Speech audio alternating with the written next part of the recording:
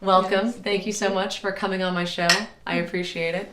Yeah, I'm excited to be here. Yeah. Yeah, It's fun. Long in planning. I feel like I've been wanting to do this for so long. I'm like, this is the heart of the show. Like, I love just chatting with friends. And like, it's those chats that you have like in your living room with a cup of tea or at night with a glass of wine and just Absolutely. sharing your heart. And I don't know, you and Matt are some of our favorite people to hang out with. And we just enjoy each other's company. Yeah, And, we do too. For Yeah. sure. Yeah. Why don't you introduce yourself a little bit to our listeners? Okay. Well, I'm Brittany Breuninger, I guess Mrs. B. Not the public face of the Breuninger family normally, like Dr. B, but yeah, the one who's at home. I homeschool our 6 kids and just stay home, keep the ship running. And yeah, in my spare time, I think the things I love to do the most for myself are gardening. Well, that's kind of a whole family, but yeah, I really love gardening, and I love just being at home, getting to make home. Make home a beautiful home. Yeah, and sometimes it's been a really long time since I've had active projects, but sometimes I do like to knit or crochet or do like a little handiwork like that too. But yeah. Yeah, I think it was Kristalina who said that our husbands are the ones getting all the praise and the applause, and then we're at home scrubbing, cleaning up all the vomit, scrubbing the floors. I'm like, do you have any idea what it takes to make this family function and run? And we're just like drowning in all the craziness of life. Yeah. I personally kind of like it that way. I'm not the public speaker, but it is true that our lives are so different. And I was just telling Matt that we, it's funny because as Catholics, we have the rhythm of the year, our liturgical year that we like try to cling to and like live by. And I feel like there's so many roots there. There's just in the history of the church that it always like brings me back to what we really should be focusing on. But then there's also the rhythm of the like American year or the Instagram year, and so this time of the year everyone's cleaning up Christmas and New Year's resolutions, and I was like, I just feel like this year I'm still overwhelmed. I'm just barely hanging on. Like, I can barely keep the grounds left of crumbs, much less am I gonna like go on a minimalistic purge right now. And no, I feel like that too. But yeah, like the guys, our husbands are just also, Matt's just been working so hard. He's always working so hard for us. And I was just telling him, sometimes I wish that we could work a little bit more together. Not just, we do try to set aside special time to spend together, but there's something wonderful about getting to like work side by side with your spouse too. And like doing it in a purposeful manner, not like in a, oh no, you don't have that website done, you need me to finish the website and do all this stuff, like not the picking up the pieces after, which we also love doing because we're the supportive wife, right? But like purposefully saying, okay, let's do this together. Yeah. I feel like I love when we're able to do that. Like working on a project intentionally. Or something. But yeah. And I feel like every, I don't know, like every book, every whatever, like talk, like there is an element of your heart in it as well. Like even if you never are presenting, like there is. Absolutely. Yeah. So your husband is a professor, so for those of you that don't know, is a professor at the university, but then also does the Ask a Catholic Therapist. Is that what his new thing's called? Kind of just recently started a podcast that is kind of just born of that being a clinical psychologist and a Catholic, but teaching, he just would always have people, he gets emails all the time, people coming asking some of the same questions. And then he also just wrote his first book, so kind of hand in hand with that, it's good to like, when you finally put published work out there, kind of came up with this idea that maybe he should just start publicly answering some questions. It could be helpful to people, a more permanent record. You can't always answer. I mean, you guys know, I'm sure you get a lot of communication. Oh, yeah. It feels Too much. awful. You can't answer every email. Yeah. And what's the ones that I find funny are almost someone that will like write back offended. Like you didn't even have time to write. And it's like, I'm so sorry. If you thought you were the only person that wrote me today, then maybe I'd write you back. But I have so many. And it's like, Yeah. I'm just starting to have folders. I have a girl that like organizes for me where it's like, okay, this is all the chronic pain stuff. This is all the mom stuff. This is all, and it's like, I will try to answer when and if I can. And it's the ones that you get asked a bunch that you're like, okay. And then it's easier to have a baby sleeping on your shoulder and answer. That's my favorite with Matt's. Like, he's on my Instagram feed. And my favorite is like, he has a sleeping baby and he's just like, he'll just take someone out. Yeah. And go make a quick, make a quick little video. Yeah. It's been a neat project. Yeah. Yeah. So yeah, that's his Ask a Catholic Therapist. That's his podcast now, and yeah. And then he has a practice here in town too. And then just this past summer, we opened a private therapy practice here in town, and so it's kind of the same as it is at home. I'm the one that cleans it up and makes sure everything looks nice, and he handles all the running of it and training therapists, getting people on board. So, yeah. Which is so important. Like, it's so, we need to have, like, I don't know if he told you this. I started reading this book. A priest, I went to confession in Savannah, and this priest kind of knew what was going on with just all my health stuff lately. And he recommended, and this is called Context of Holiness. And it's a book where it's a priest wrote it, but I think he's a psychologist, and he brings it in psychological elements, and he's saying just as St. Augustine and Thomas Aquinas brought in philosophical elements, they didn't say all of it's great, but the ones that are in line with the church and the human person, we'll bring those on, but we're not going to take all this other stuff. This priest is kind of doing that with psychology. Oh, that's great. And it's interesting, and I've been enjoying it, and I mentioned it to your Matt, and I was like, you haven't heard of it? And he's like, oh, come on, dude, or whatever he said in his Matt way. And he's like, I teach that. I'm like, you teach this? He's like, that's one of the books he teaches for class. Oh, yeah. Yeah. Okay. So I was like, oh, I'm loving it. I'm like, I would love, and I don't understand it well enough to like, I'm trying to tell pieces of it to my Matt. So I'm like, okay, I need to process with your Matt first. Yeah. And then I could explain it to my Matt. But I feel like it's really speaking to my heart. And I don't know, I feel like the Lord's been doing a lot with pain and suffering,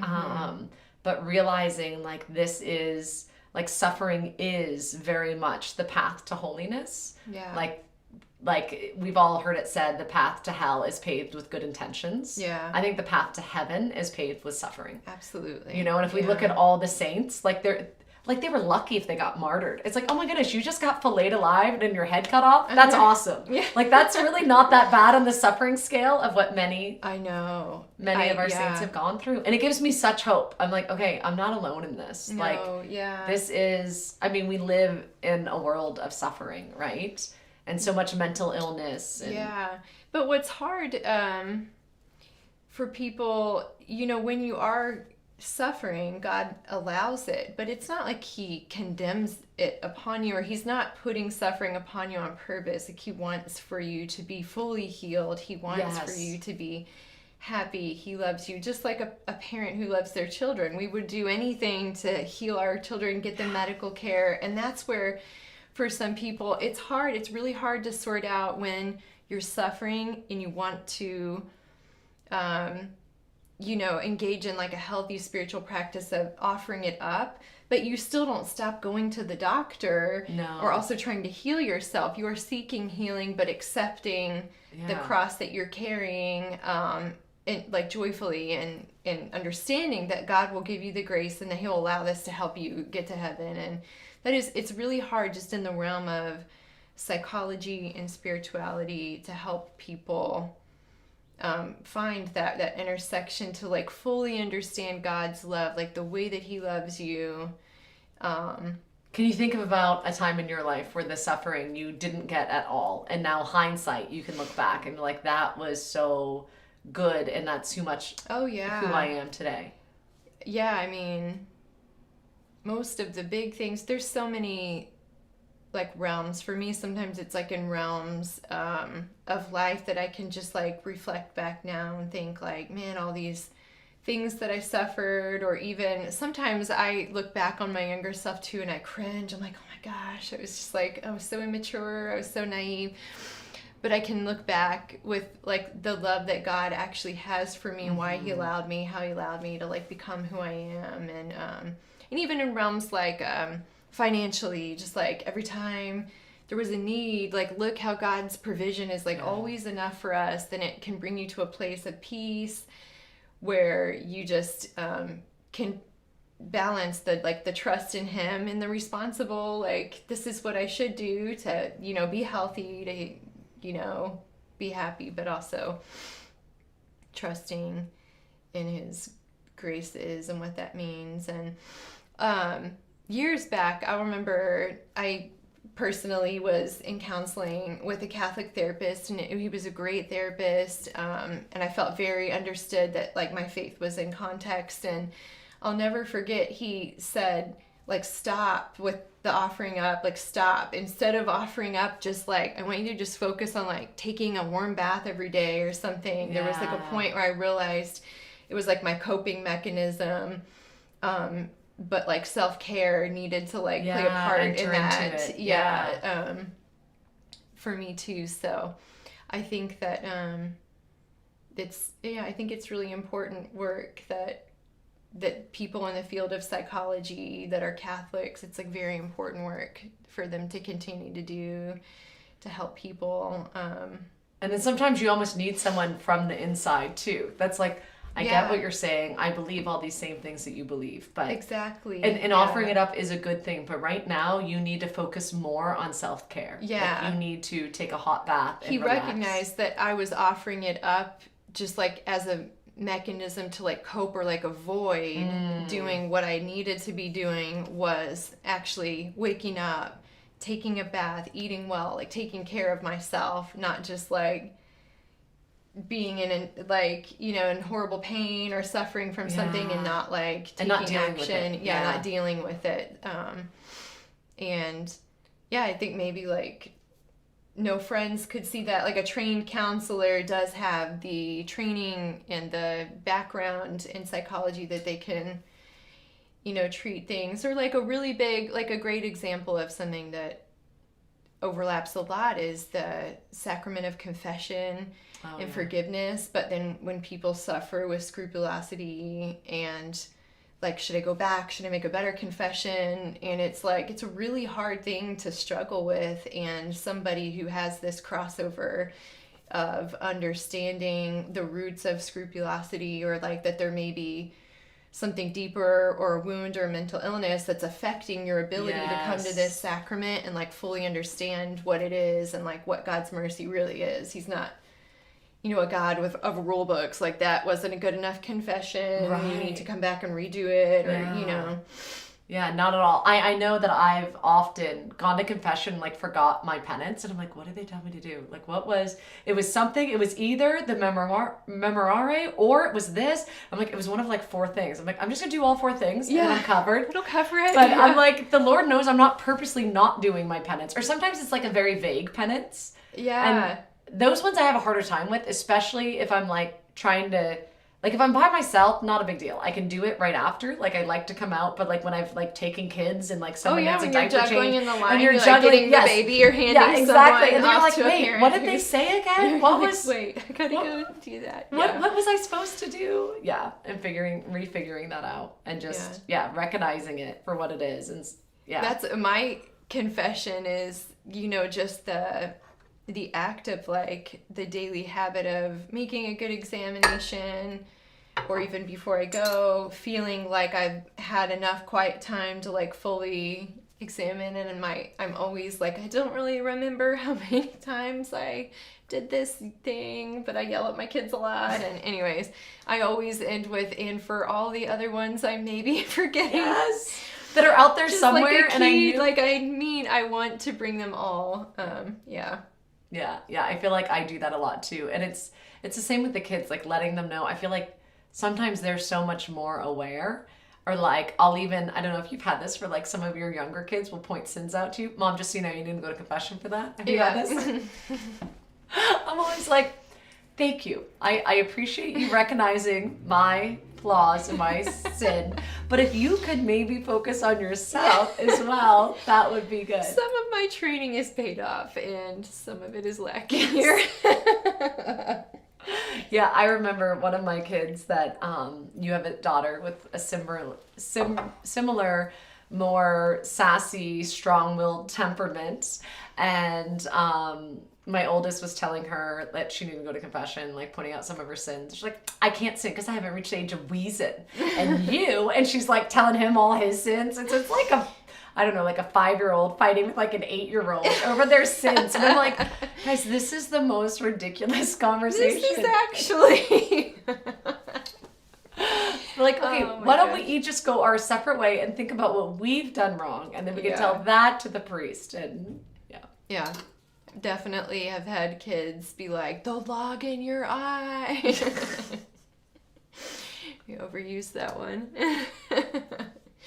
But it's good. Yeah. It's like, this is how we learn. This is part of it. And part of learning, yeah. Yeah, and for us, it always comes back to your motherhood, and you're like doing all these things in your own little realm at home. Yeah. What is the Lord teaching you right now in your? Right now, so I feel like some of the things, like, just when I sit in daily prayer, small things I've read, they've really been, so I feel like, Instagram is filled with like lots of resolutions and new, beautiful, clean things. And I'm like, man, I'm really just trying to like get us back onto a routine, much less like the house isn't going to be clean. But I read this beautiful I've been reading this book. It's called Mother Culture, and it's just like a Charlotte Mason book. And it's from the woman who originally brought all of Charlotte Mason's works over to the United States. And so it's just filled with lots of little tidbits. It's neat. Just the chapters, you can jump through it. But this one, I was really touched. She quoted Ronald Reagan, and he said, heroes aren't, I can't remember the exact quote, but something about that heroes aren't just heroes because they're better than everyone. They just go for 5 minutes longer.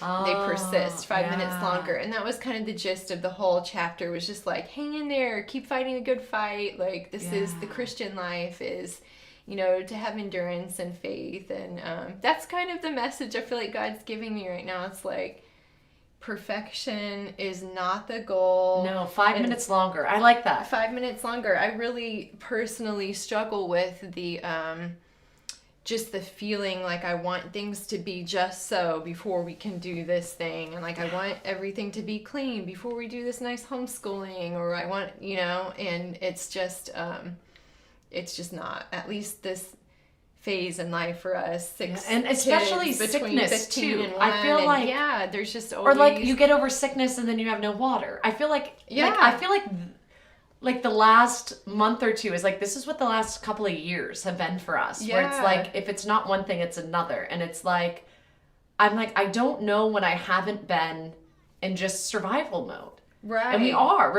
I'm loving life. I love my kids. I love the ages that they're at. And that's why a lot of times it's survival mode. We think, or at least I do right now with a 1-year-old, like, oh, well, next year it'll feel easier. You think like the ages of your kids will change, and in some ways things do change. Like, you do eventually get a little more sleep, or like, maybe the messes become a little bit less intense as far as then you're adding on the ground. Teenagers. But then you're dealing with like teenage, like, it's a whole other realm that you were like, oh, this is also very difficult. Yes. And emotionally taxing, and maybe more work in a different way. But it's really good though. It's like God's long work in me. It just always is just this, that I can let go of the circumstances and just like live. Like, we're not gonna make better memories when we can like be like this. When the baby gets older, then we'll be able to do this. It's like right now, or like living right now. And I feel like 5 minutes feels doable. In the moment, it's exhausting, but I feel like even everything, like just cleaning the kitchen, it's like, I'm done, but I'm going to give it 5 more minutes. Yeah, just to just to like persevere a little more and be like, hey, I went above and beyond, you know? Exactly. Or I Absolutely. struggled with breastfeeding, and I remember a friend of mine telling me early on, they're like, when you want to quit, and I had horrible mastitis, thrush, like all the things, and just like write it on your calendar, and you can quit 1 week from that day. And I don't know how many times I wrote on the calendar that I was going to quit in 1 week. But by the end of the week, that had cleared up, whatever it was. Whether it was thrush or mastitis or a teething baby, whatever it was, I was like, okay, no, I'm in a good place now. Yeah. Where if I had let myself quit in that moment, I would have done a great injustice for both me and my child. And right? and then maybe been struggling with regret or other. Yeah, and it's like, okay, just, being a hero, 5 more minutes, and by God's grace. And, and I think even times that I get where like I start doing the Jesus prayer. So when I get overwhelmed with the kids, I'll just like start taking really deep breaths. And I'm like, oh, mom's doing her thing. And I'm like, and then I'm like, Jesus Christ, Son of God, have mercy on me, a sinner. And like, okay, we're leaving. And like the kids just disappear. Yeah. They know it's like, mom's overwhelmed. She's hit her limit. She's got to do her breathing and her prayer. And like, we're just going to make ourselves scarce and it'll be okay. But I think like having things where it's like, okay, like just, I think in some ways it's freeing. I've never been able to be like the Instagram person. Like I feel like I've always been a big hot mess. So I'm not as good as like having that polished, but even like I don't know, I've gone through phases of listening to like minimalish type podcasts or whatever. And it's like, this will make life easier. And I'm like, I don't have the energy or time to to get rid of stuff right now. To do the whole thing. Like, I'll try next week. Well, that's what else in this little book. Another chapter was about romanticism. And I thought it was going to be like, don't like romanticize your life, be realistic. But she was pointing out how sometimes, which we have like so many ways to like draw inspiration, but sometimes just letting yourself dream or romanticize or take a little something romantic and just like bring it to your life can help you, but not like we need to like completely renovate the house, every room painted and this and that, but just like make homemade bread one day or like go cut some flowers outside and bring them in, or like just a little bit of something, making one thing beautiful, right? Which is how I think I normally treat most. Like I actually don't go on Instagram that much, or I'm not very active, I should say. I'm like sometimes scrolling when I'm nursing, or if I have a minute that I don't want to waste, or in whatever balance I'm at that point in life, but it's fun to watch like a little quick. I think that's why I actually like the format of like reels or the short videos. Yeah, I do too. Because it's really fun to see like a little idea or something that kind of inspires you, but doesn't overwhelm you to think like, oh, I have to do this whole thing. Yeah, having one little, I feel like our co-op, like the little, when we did like the arts and crafts day. I love that. Mm-hmm. Like it's like simple, and it's like, I should be doing this at home. But like one of those things is like, this is good. And just rejoicing in this. Yeah, they are little handicrafts. And then if you just put that one, get the special paper and scissors and set it out, then your kids can like we made the little stars. There's like garlands of stars that have made me happy all Christmas. Which is beautiful. I feel like that's we try to tie our history with art, because I love the nature study journals, and I love when we were meeting down at Baby Park, but now that the weather hasn't been nice and we haven't been going out as much, like I miss that. Yeah. And I'm not as good about just getting it out, so we tie it to our history as well. So the kids are like, Mom, what are we doing history? Because we want to do that. Like we want to pull out the paints and we want to pull out and just do a little art. And so I was like, all right, everybody bring your little art kit with us when we go to Guatemala, and we're gonna do that. Oh yeah, that would be great. Part of just journaling, with art, and I feel like I have a hard time that it's not going to come out perfect. Like it's not. Oh yeah, me too. Do you? Oh, I tried. Because I feel like one of my new things beautiful. This year. One of the new thing I tried was watched a little video, and it was about bullet journaling, And it was also like simple, not like I realized when I kind of looked on the internet that there are some very exquisite and like detailed but I do really like little sketches or like little paintings, and I have kept a nature journal for longer, so I think you get like better. But yeah, I could hardly get this bullet journal, and I was like, I have all of December to set it up. I'll start it in the year.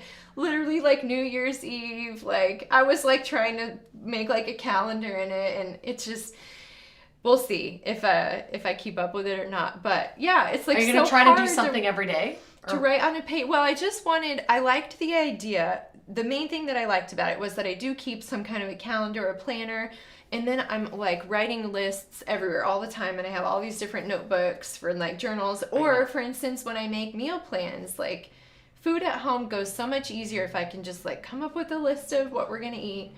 It guides the grocery shopping a little bit more, and then like helps me to be able to like get that together each week. And but I'll like make a list or like a meal plan, and then I tear it off and throw it away, and then every time, and then I like start coming up dry, and I'm like, why did I just throw all those ideas in the trash? So the bullet journal is, you basically put an index in the front. Okay. And then you like can do calendars, lists, but anything you like write in it, you put in the front index so that you can like refer to the page number, and then when you finish the volume, you just start a new one. So it's almost a way of like journaling, and you can like look back on like old, like if you made a packing list for Guatemala, if like then interesting. A few years later you may be like packing for another trip and be like, I can't think of what we needed, but I'm gonna look at what I wrote before, or just stuff like that. That was the part that was most appealing to me, is that I like that, because I'm the same, and then I misplaced the notebook. Like I have two that I'm carrying around with me, and also like I made a little section where I just like put each of the kids' name on a page, because there are things like Matt and I all the time are like, we should write down this story or this cute thing that someone did, and we just forget. So I like the thought too that if you just can jot a little list, or even like lists of gratitudes, like spiritual exercises that you do, you could keep a record. Because with journals, I'm always bad. I either don't write in it at all, or I'll write something, and then I always joke with Star that I look back on journals and I'm like, oh, it's so cringy, I have to rip it up, I can't even read this again. So yeah, that's my hope, is that maybe it will help me with organization, homeschool, and like meals. So it incorporates but just kind all of keep it. A record of life, so that someday, I and then can will you refer do back journaling in it as well? In well, theory, probably just more in list form, like maybe write down little memories or something. Okay. Again, I don't know if I'm a long form journal type person, because I can't look back on it. I know. I go through seasons of like really feeling like that's how the Lord like lets me. Like I know the Lord's doing something in my heart, but I can't articulate what it is until I journal. Actually, I do and like that. And then I'm aware of what it is. So mine's more of like a prayer journal, I feel like. Right, yeah. But then I also have huge chunks, but you know, in between. Yeah. Well, I like journaling, or like I think that the art of narration, like writing something down, is a way that you process it, that you like remember it, that you work through it. But I'm not personally a fan of keeping it or ever wanting anyone to read it. I know, sometimes those things. But yeah, nature journals. But then you look at like Mother Teresa and like, or that's true. Yeah. You know, like what a gift that, not that either of us are going to be Mother Teresa, but like, you know what I mean? Like that. I don't know. I just think I want to leave something. I have friends that have their grandmothers like journal, and they love that. There are. Like, but then journals. I don't know that I want my children reading my journal, let alone like grandchildren. Like yeah, that's why I think I personally am more drawn to like a nature journal, or like a book of days, or even like a commonplace book. Which, do you know what like a commonplace book is? Kind of in the, I guess it's in the realm of like classical education, or they kind of explain it to me. I don't know. But it's basically just like a book that you keep, and you jot down like inspirational quotes, like things that you've read, quotes, like parts of books, things that you've come across that I like that. Really touched you. So it becomes a journal. I feel like I do that when I'm working on talks. Yeah. So like sketches. I go into a talk not with like my talk written. I go in with like a handful of Bible verses, a handful of saint quotes, of things that or things I've heard you. that I'm like, oh yeah. And then I need to take that into prayer, and then I take that into like the talks. So when you like write your talks, do you keep those? I don't actually write You talks. should have like a talk journal, but that's why I'm like, or a bullet journal could have everything. Yeah, so I I think when I write talks, I'm more like a so I feel like the bullet journal will work for me. I don't like, so for example, I was talking to my friend, so Kristalina Everett like is much more organized than me, and she's like a go-getter. She gets stuff done. I think she's really organized compared to me. She's also very choleric. And then Lisa Cotter, also, I don't know if you know who she is. She used to work for Focus. I think her and her husband work for Hallow now. Yeah. But she gives talks and things. So I think she's very melancholic, choleric, but I think she would say she's choleric, melancholic, maybe secondary. But she is the choleric that is very organized, which I am not. So Matt and I both are more stronger, bigger personalities, choleric, but we're not organized. Yeah. And she is very organized. So like Kristalina was saying, her talk wasn't quite ready, but I know Kristalina, she had a whole talk written, and she's like, oh Lord, do you want me to go in this direction here or this one there? But the whole thing was done. Yeah. And so I was mainly joking, but I'm like, do you want to feel better and see my talk? And Lisa just kind of smiled. It's like, this will be good. And I pulled out this notebook because I couldn't find the one I was writing my Bible verses in and everything. I couldn't even find it. So I just went with a blank notebook, and it just said suffering with grace. And Lisa just laughed and was like, you have 3 words? I'm like, my talk's tomorrow. And I literally have the title of my talk. That is it. And I was like, what about you, Lisa? Lisa had 5 pages typed, highlighted, underlined, all. And she's like, in fairness, she's like, I've given this talk, but she's given a version of the talk before. Yeah. So she's like, but she is very, like, we did this Woman Made New thing for Kristalina. So it was an EWTN thing, but we met at Kristalina's place. And Lisa had everything all ready. And I was like, come Holy Spirit, what do you want me to do? I'm here. That's like, very similar to how Matt approaches talks. Like, he has notes and things that, and he's given talks before. But some people I think just have a real, like, personal talent or ability to, like, just get up and to, like. And then I also think it depends on who. Because I have some set talks that I've given over and over again, but it's never the same. It always changes. Like, I could never do, like, Matt has a handful of talks that he does the exact same. You know, Jason Everett is like the king of like chastity talk. Like, but he has it so well laid out. But I think different people have different personalities too, and it comes across differently. If I could speak comfortably in front of a lot of people, which I'm not sure I'm a public speaker, but I would probably absolutely have to write something like that, because I would probably just get nervous and start rambling. Okay. Or like, I'll get very talkative. Yeah. I mean, you know. I am too, though. But I'm like that too. But I'm also, I don't know. I feel like you're able to kind of keep it. I think I've given so many talks. Like, I can't even keep track of how many at this point. Like when I was like 18 is when I started speaking, right? Yeah. And then on net, I gave talks like every day. That's true. And so and then I was a youth minister. So I feel like I know what needs to happen during the talk. Yeah. And then depending on the audience and what they want, I'm able, just kind of. This one was the least, sorry, Focus, the least prepared. No, I'm sure it was amazing. No, it was, I think it went very well, but it was, like, as I was saying, like, I feel like the Lord had been writing the talk on my heart for quite some time before. My head just didn't know what it was yet. Yeah. And that's why, like, it was a lot of adoration leading up to it that really, like, I felt like gave me the Holy Spirit. Yeah. Really. Yeah. But I like the idea of that. I feel like I could, and I feel like I've done so many, and you're right, I just have all these pieces of paper in the trash, or old notebooks that I don't even know where, or journals, or like planners that it's like, it would actually be nice to have some of that to look at. It would be nice to have just like volumes of, you can look back on things that you've done. And I may try that in Guatemala. I may start this. You've inspired me. I'm gonna try. Yeah, just don't get too deep into the making it look nice. The bujo. There was like, even is shortened. The bullet journal is shortened. Oh, really? Yeah. You know, it's like with anything, I was like, I'm going to look it up and see, because there's usually an index. It's just like a contents, and then there's like a little key. There was someone who like originally created this method of journaling. And so the key is like little symbols that they used for whether it's like a task, an event, or an appointment you're keeping, and then like, have you done it? Did you move it?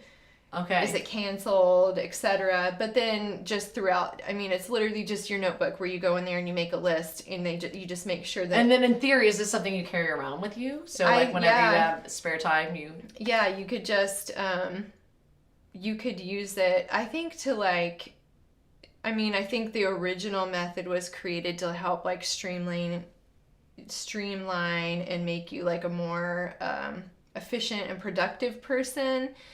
But then it's more like journaling for anything. So for me, this past fall too, just with like homeschooling and everything, I started kind of doing like a mother's education course, and just realizing how important it is to have like this little, I keep using this Charlotte Mason-y term, the mother culture, but just like, yeah, like something for myself, like, what do I do? What do I enjoy? What is my continued learning? Or like, what do I engage in to also instead of just focusing on making sure you're doing all the subjects for the kids. It's not like a checkbox system. It's a culture as a family. Just found too that even like in all the things we're doing, or like in homeschool and everything, that reflection is just like such an important thing, and I am naturally not a reflective person. I'm usually just kind of go with life and doing the next thing, and so in some ways it's making you be more persevere. Reflective. I forgive easily. I forget easily. Yes. I'm that friend who normally, like, sometimes I dislike this, that I'm the friend who like,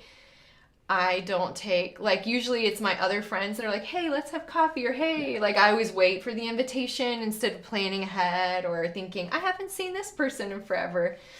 But I just found that, especially in adoration, like a holy hour is one of my essentials, and I just feel like life falls apart. And I've realized that for me, like, not just that quiet time with Jesus, but that, you know, as a mom, it's hard to create a good prayer habit, but to have a prayer habit with time that's long enough that you can actually reflect. And like, that was really, like, it really was life-changing for me. It sounds like such a big deal, but really just this past fall, getting to, like, coming to that realization, taking the time to reflect, and then realizing somehow like a journal or some sort of written record like helps me in this, because you know, the art of reading something and then writing a narration, like reflecting on it, like turning it over, you have to like consider something or what has happened in the past, you have to like reflect on it in order to I mean, you can keep going, but think of how many things in life maybe we as like not natural reflectors have like missed, like lessons we've missed or graces we've missed, or things that, or like how long you like kind of struggle with a thing before you're like, oh, I could have, if I had stopped and reflected, I feel like that. Ago. I'm like, why didn't I just like stop and take that in and really like reflect on it and like learned from it and then moved forward. Yeah. Versus, I'm bad at that too. It's hard because like your personality, you're great at living in survival mode. You're like, next thing, let's do it. You can like, but it's exhausting. It's exhausting, but taking the time to reflect has been like such a game changer for me. And I think part of the key to that habit for me is having something, even if it's just a quick reflection, like jotting down a few memories, from the year with the kids. And so what else is, so holy hours up there, what else is on your like ideally non-negotiable, what you need in a given week to get you? I mean, it's like ideally prayer time every day. I mean, in the mornings we we're blessed enough to have a little spot in our house that's like our chapel, but in I admittedly don't have a great habit. For me, it's better if it can be first thing in the morning, but just like going there at some point to start the day, just in quiet time with Jesus, because it's just, I find it difficult with the different ages of people and the different with needs. My own personality. I will wake up and immediately think, of all the things coming up that we need to do, that it's on the schedule for the day. And then it's really hard to not even, read the gospel for the day, and then actually reflect on it or think about it, So normally I think just trying to sit quietly and maybe like a quick reading and sitting quietly. But yeah, having a holy hour every week is just, it's pretty necessary, I think. And we've struggled with, like, sometimes we sign up and have one at church and Matt and I will switch off, but then with all the kids' schedules and also with a new baby, when Charlie was born, we kind of were like, we'll let go of it and just go on our own time, especially since they have enough people now to cover everything. But no, that's huge. And I think it's also, so I really like the Hallow app for the daily reading. So I'm like, I can, great. Yes, I love it. So I feel like I at least get my gospel reading in, reflection, think, and then I also like to sit and have my coffee or tea and just sit in a chair, take deep breaths. Like, I direct kids. If I'm up before them, great. But if I'm not, I at least direct them to their first things they can do without me. Yeah. And then I was like, I just need to finish this cup of tea or this cup of coffee and finish my Magnificat, and then I'm all yours. Yeah. And the days that I do that are so much better than those that I'm just like, I'm behind already, let's just dive in. And it's like, why did I not just... And then I've been doing breathing, like doing deep breaths in through my nose, out through my mouth, like before I get up every morning, and then also when I go to bed. And it's just that, Jesus Christ, Son of God, have mercy on me, a sinner. And I think slowing down my I normally go at a very high pace, I think. Yeah. And this whole last 2 years have been all about slowing down, learning how to slow down for different reasons. But I think having that, like, breathing and praying and just asking for the grace. And it's, I think it's so easy to be like, oh, of course you got to pray every day. But it's like, but actually it's really easy to not pray and not feel like you have the time. Yeah. But like actually making it a priority. Just sitting down. I think that's maybe the biggest struggle, whether for a busy mom or just for any person. There's so many things to distract us these days. But just sitting still. Yeah, being still, like just being mindful of how you're breathing. And it's always easy to say, like, we still have a 3-year-old and 1-year-old in the house, so the mornings are hard because usually they're up when we're up, and we have this puppy that we have to get up and take the dog out now. Liam said, was it puppy training last night? Oh, yeah. Liam's like, he's going to puppy, that puppy needs some puppy training. She's like, yeah, so I took her for the first, it's like a 6-week training, and it was great, and I wanted Matt to have a turn, and I was laughing. It's just such a funny, like, local dynamic experience. Yeah, and the last time, I forget, I think it's 6 weeks. It might be a little bit longer, but like one of the weeks I had a stomach virus, so I couldn't make it. And then a couple of the weeks I was like dropping the kids off down at the Sycamore Center for like an evening thing, and then trying to get there on time, and I was like a little late. In the last class, the lady, she's so nice, but she kind of made this like gentle jab that like maybe I didn't take it very seriously, and I was like, I'm trying so hard, lady. I'll get my husband to sign up. We'll try. But I was like, I'm like, Matt, you really need this experience, because I learned so much about how to engage with the puppy and how to train her, and it is obvious now.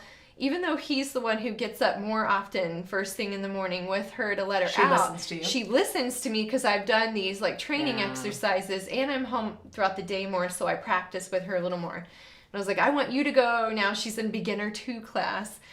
And of course, when he brought her there last night, the ladies were like, oh, Tala, we see your mom just gave up on you. She just gave you to Dad. Now I'm like, I'll never win. Anyways, you put in that time and energy. No, you are a good dog mom. People to train too. You are a good owner of a dog. I think that's it. When people are like, it's not your top priority, and you're like, I know. No, I have what I call human children. I also and they are top priority. And the dog, as wonderful as the dog is, will be beneath them. Yeah. Here's my humans. Here's my dog. That's like all that to say, though, in the morning, there's so many things that can distract you, and that are like legitimate reasons that like it's hard to just go sit still somewhere. But I've also found that when I'm just like, come along, and like I sit quietly, just bring the kids in there with me, light a candle. I just forget how much children, and I shouldn't, I used to teach in Montessori classes too, in a Montessori school, so I should like remember that you lead by example, and everything you do they're watching so closely. But when I set that example of just like sitting, when you practice just like taking deep breaths, and instead of just screaming at everybody, I'm trying to pray, will you knock it off? I know. Like, sorry, Jesus, give me the grace not to. It's just, it has like such a profound impression on your kids, and it is absolutely doable, whether you're nursing while you're praying, whether you're just like kids are tinkering around in the chapel with you, or whether you get people set up with some breakfast and then you run away by yourself for 10 minutes. But and I'm always surprised at when I do invite them in how easy it was. I'm like, that wasn't hard.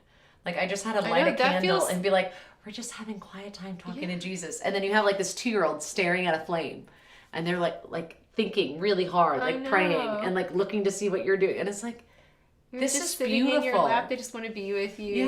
Yeah, it's not always that peaceful. Sometimes there's distraction in their like loudness and crying, and they're hungry, and you can just, you tried, but But the desire is there. And I think that that it looks different too. I think for so many people, I don't know, before I was married, I was like, okay, this is what a good prayer life looks like. It doesn't matter if you're a nun or a mom and married, like, this is what it looks like. It's like, no, it actually looks very different in both vocations. Absolutely. You know? Like, and I think we think, well, just because your vocation doesn't look like their prayer life, it's like even different religious orders, their prayer lives look very differently depending on what type of order they are. Yeah. Let alone the domestic church, like how different our home prayer life looks. Yeah.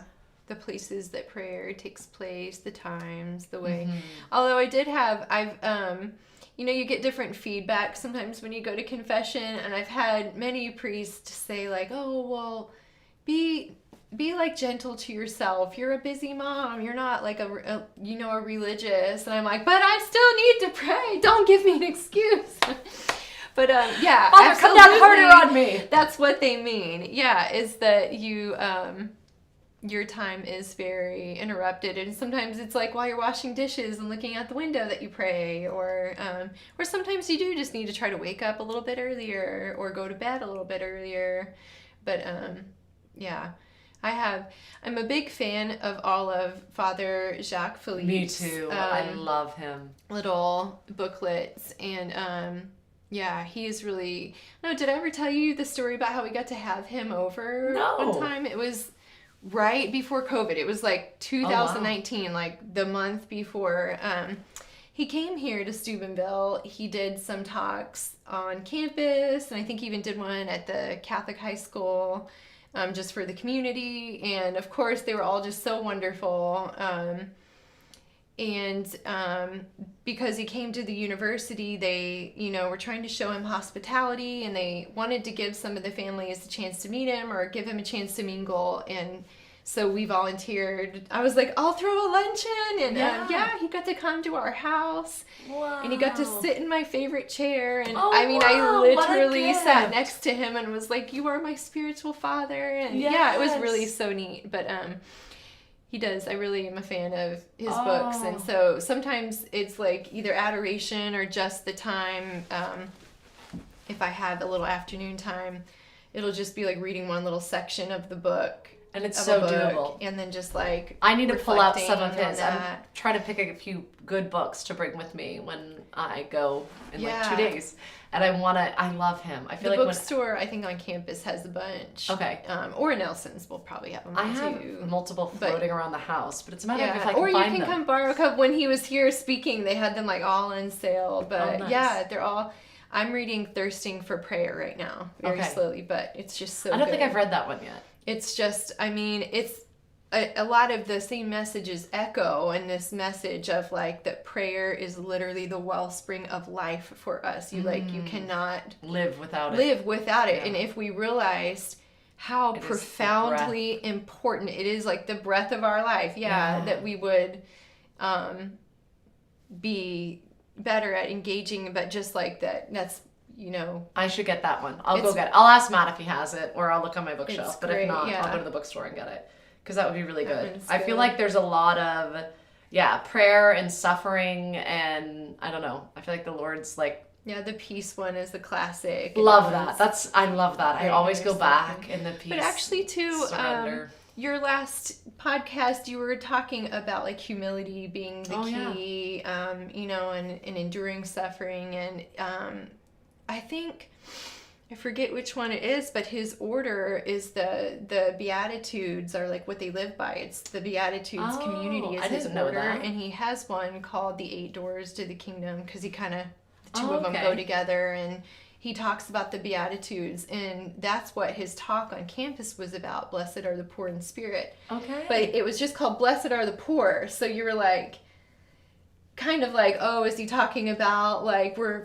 a Franciscan like spirituality here? But no, he's not talking about financially poor. He's talking about being poor in spirit, which is those who suffer. People, you're when you're suffering. And like the main thing I remember from that talk, when you're suffering and you cry out to God, like we know he will answer us. He has promised us that, and we know he will answer. But then in that moment, however long it is between when we cry out and when God answers us, that is like there is a poverty there. You are poor, you are lowly, you are waiting. You cried out, you're waiting for your loving Father. And it feels like all of eternity, even though it's not. Yeah, and I mean, it could be in very practical terms of our lives, like how many years. Like, I was just reading a little tidbit from Padre Pio's life about a woman who came to him, and she was suffering a physical affliction, and he told her, you're one of Jesus's special ones, because he's chosen you to suffer, and then he told her, he wants me to let you know you'll suffer 2 years more, and offer it up for these specific intentions, and then he'll heal you. But can you imagine being like you want to believe like God loves me, but he's saying in 2 years I'll heal you, and you're like 2 years. Like, I don't know if he knows that this has been going on for quite some time up to now. It's not like 2 years from 2 years from now does feel like forever. Yeah.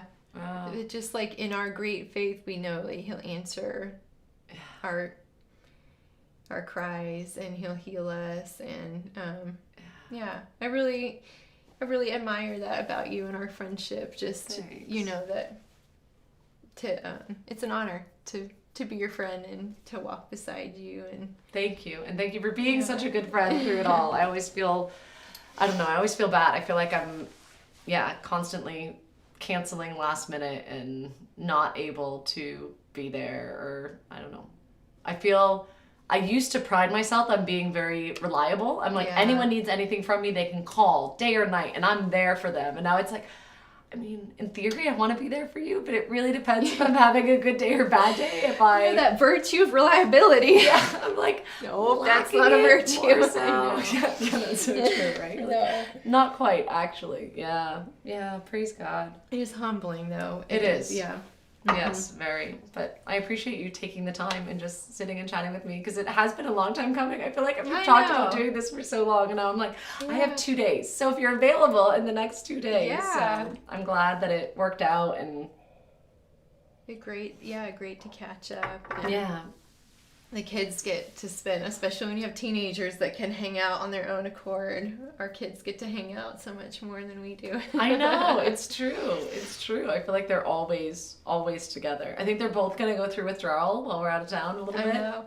Although, isn't it weird? So, how you guys were going to Seek, the parallel lives we're leading, going to Seek, and then when we were like, oh yeah, you guys are gonna go have a pilgrimage in France, we're like, oh yeah, we were gonna do a pilgrimage. Tell me about your pilgrimage.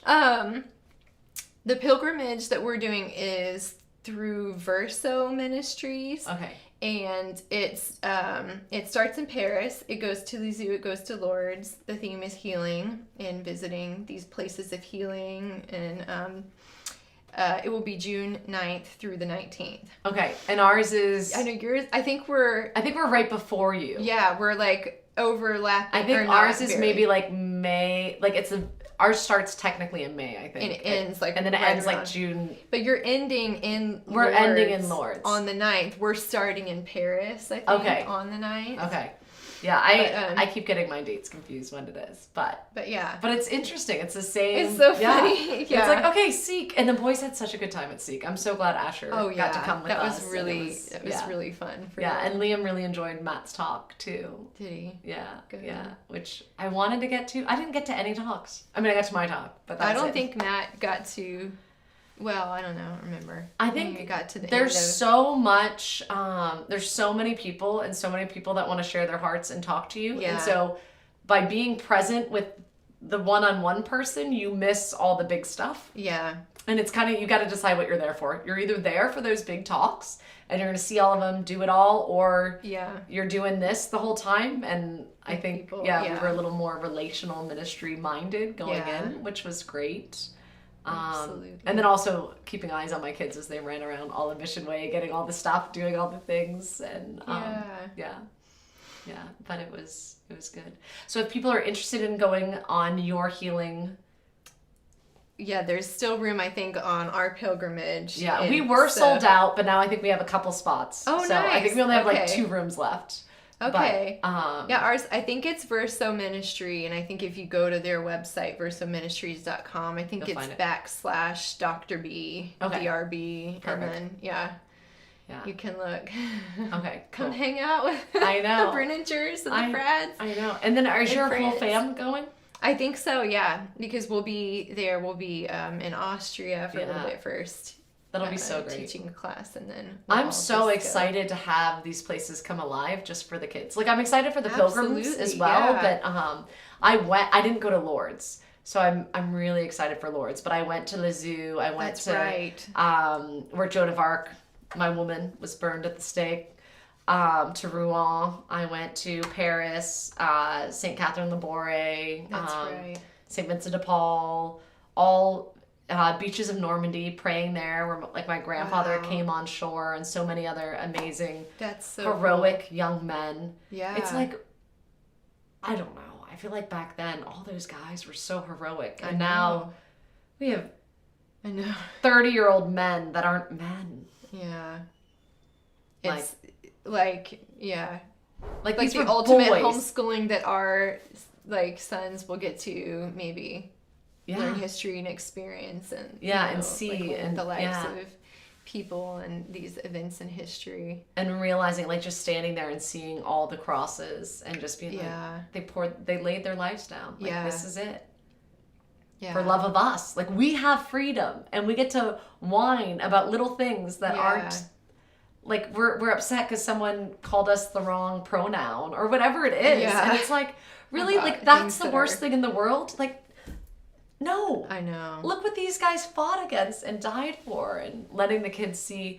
And then I did Story of a Soul with Avila, and I'm excited for my kids to actually see Teresa's home. And that'd be a great one. Yeah, we should You should. We should restart that one together. There is Hallow has it on the app, and it's a sweet. I'm pretty sure she's Canadian, a French Canadian nun, and her voice is so sweet. That's perfect. She very much has Teresa's voice, and she has her littleness and sweetness. And she definitely, everything French is pronounced very well. So I'm like, oh, she's French. And then in one of the, I forget which one, I was like, do you hear in a boat there? I'm like, I think she may be Canadian. And anyhow, she's got a sweet voice. And her whole family would enjoy listening to it. Awesome. And then I think, we've been reading other books too. But just for, just for her story to truly come alive and just. Yeah, just to prepare yourself to get to visit these cool places. Yeah. Yeah, and really seeing that she was also just a little girl, just like our little girls, and desiring to love the Lord first and foremost, and having heartaches, having anxiety and stress and abandonment, like Oh, she dealt yeah. with big things. Yeah.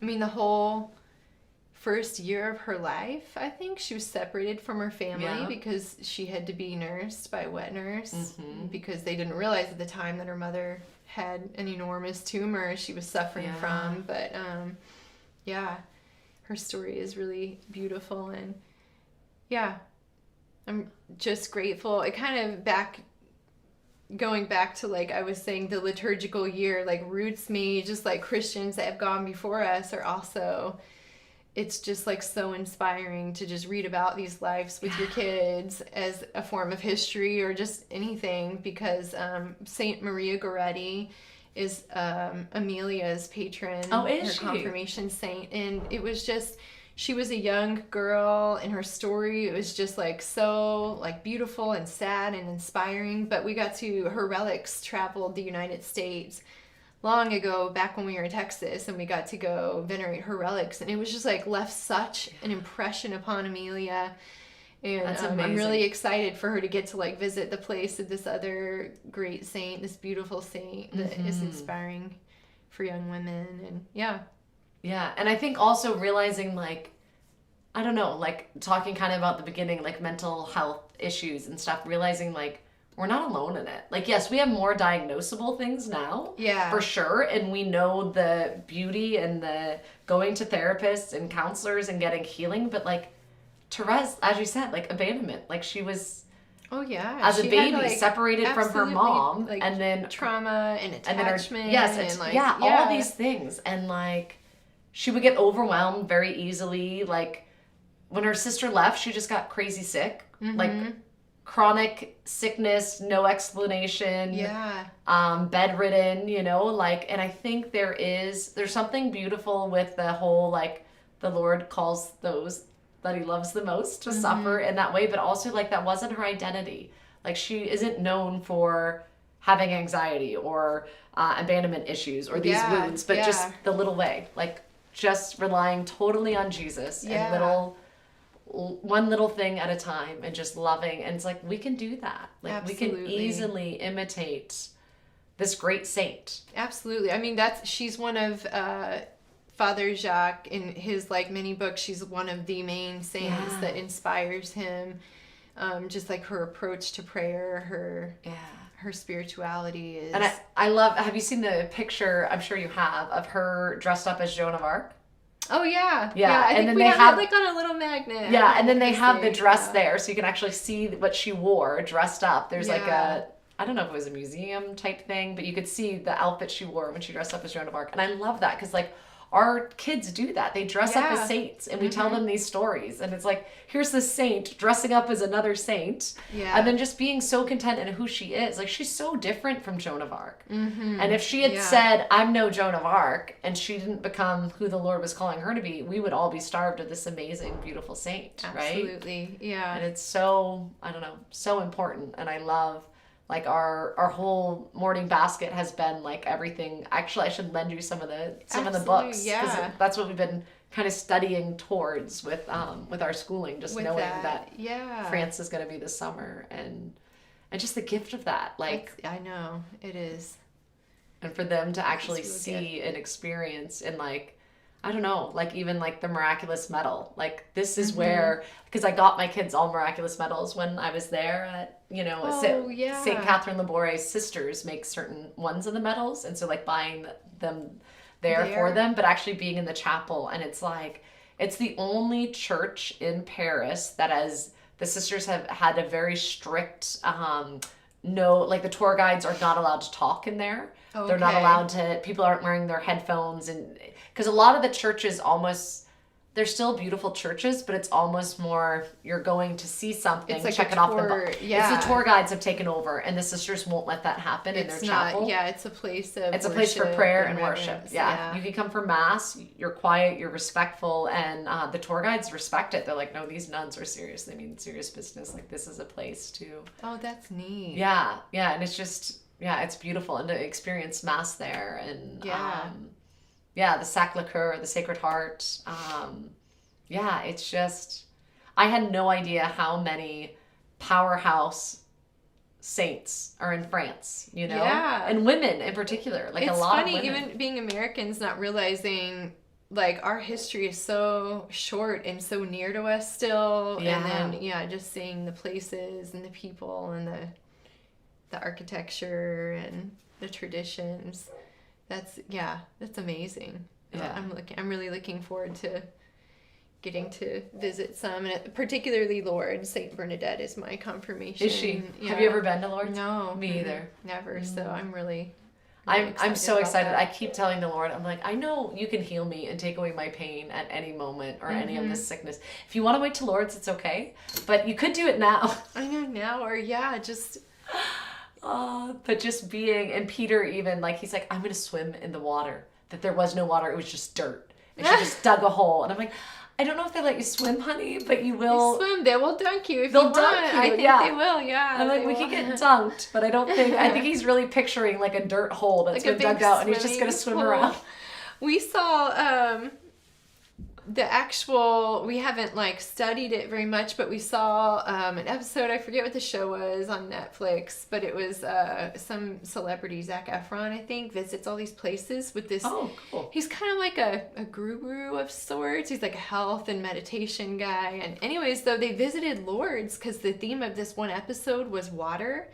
And they were in Paris and just talked about how the water in France is so clean. There are public fountains. They like believe it is like just like a human right to have like fresh, I clean, think I remember you telling me nutritious this. I need to water, look which this I up. was just like, the idea of that was really interesting. Like nobody, even if you live on the streets, you wouldn't go have to pay for a bottle of water. Right. Like You fresh should have water good, is like beautiful for water. everybody. Yes. But then, it was just really interesting to see Lourdes to see the pilgrims that go there. They're not all Catholics. They're, all kinds of people, but they were just with all the other pilgrims, and it was really beautiful. Wow. I'll have to watch that. Interesting. Yeah, it was kid friendly enough that you could watch, but it was just like a neat visual, and just to hear how they were so affected by visiting this like holy place as like, I don't even know if for sure the guru wasn't like a Christian. I don't know about Zac Efron, but still it was. Yeah, that I always find that amazing. Interesting and even when something's so beautiful that the outside world also sees it, you know? And it's like, you don't have to be religious. Like Mother Teresa, beauty, Jean Paul too. Like the people just love them and we're so Yeah. drawn to them. And it's like, it doesn't matter that you have different beliefs, but they're like, there's something, and Lourdes, I think, is definitely one of those places that it's like, this is beautiful. And I don't know what it is, and you can't necessarily put words to it, but it's like something amazing is happening here. Yeah, something sacred is there. Yeah. Yeah. Sacred and beautiful. All right. Well, thank you so Awesome. much. Yeah, it was so great to catch up with you. Thanks for having me. Yeah, thanks for coming. I feel like even just for us to have the chat, it's I like, know. you guys may or may not enjoy this, but I really did this just so we could have the excuse to sit and be together.